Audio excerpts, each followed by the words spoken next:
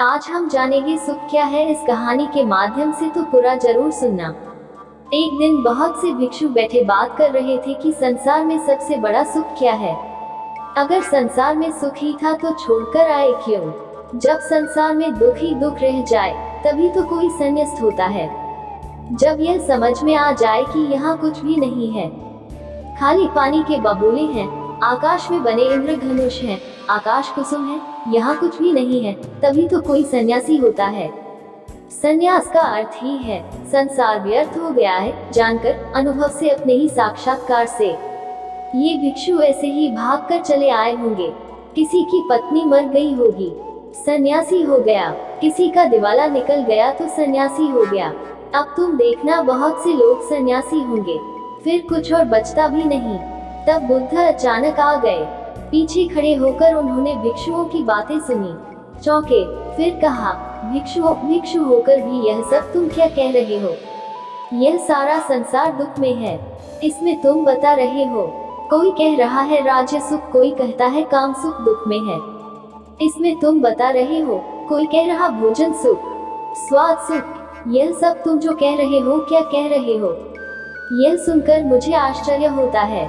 अगर इस सब में सुख है तो तुम यहाँ आ क्यों गए। सुख भी आभास है। बुद्ध ने कहा, दुख सत्य है और सुख नहीं है ऐसा नहीं, पर संसार में नहीं है। संसार का अर्थ ही है जहाँ सुख दिखाई पड़ता है और है नहीं, जहाँ आभास होता है, प्रतीति होती है, इशारे मिलते हैं कि है, लेकिन जैसे जैसे पास जाओ पता चलता है नहीं है। फिर सुख कहाँ है। बुद्ध ने कहा, बुद्धोत्पाद में सुख है। तुम्हारे भीतर बुद्ध का जन्म हो जाए तो सुख है, तुम्हारे भीतर बुद्ध का अवतरण हो जाए तो सुख है। बुद्धोत्पाद यह बड़ा अनूठा शब्द है। तुम्हारे भीतर बुद्ध उत्पन्न हो जाएं तो सुख है। तुम जब जाओ तो सुख है। सोने में दुख है, मूर्छा में दुख है, जागने में सुख है। धर्म श्रवण सुख है तो सबसे परम सुख तो है बुद्धोत्पाद कि तुम्हारे भीतर बुद्धत्व पैदा हो जाए। अगर अभी यह नहीं हुआ तो नंबर 2 का सुख है, जिनका बुद्ध जाग गया उनकी बात सुनने में सुख है। धर्म श्रवण में सुख है तो सुनो उनकी जो जाग गए हैं, जिन्हें कुछ दिखाई पड़ा है, गुनो उनकी। लेकिन उसी सुख पर रुक मत जाना। सुनकर अगर रुक गए तो एक तरह का सुख तो मिलेगा, लेकिन यह भी बहुत दूर जाने वाला नहीं है। इसलिए बुद्ध ने कहा, समाधि में सुख है, बुद्धोत्पाद में सुख है। यह तो परम व्याख्या हुई सुख की। फिर यह भी तो हुआ नहीं है, तो उनके वचन सुनो, उनके पास उठो बैठो, जिनके भीतर यह क्रांति घटी है, जिनके भीतर यह सूरज निकला है, जिनका प्रभात हो गया है, जहाँ सूर्योदय हुआ है, उनके पास रमो, इसमें सुख है।